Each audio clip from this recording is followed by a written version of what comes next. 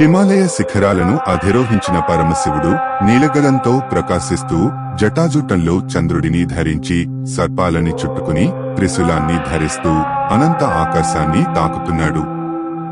కాషాయం వస్త్రంలో జగాల మధ్య సంచరిస్తూ ప్రతి అడుగుతో కమలాలు వికసించేలా చేస్తున్నాడు. మహాదేవుడు గరళాన్ని కంఠంలో దాచుకుని కంటి చూపుతో సృష్టి చక్రాన్ని నడిపిస్తున్నాడు.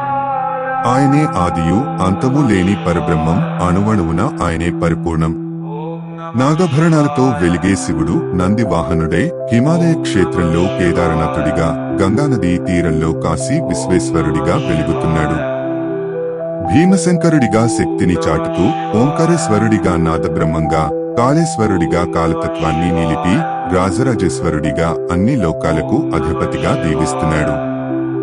భక్తులు పాలకాయలను వండుతూ, పాయసాలను సమర్పిస్తూ జాగ్రత్తగా బెల్లం పప్పులతో ప్రసాదాన్ని పంచుతున్నారు.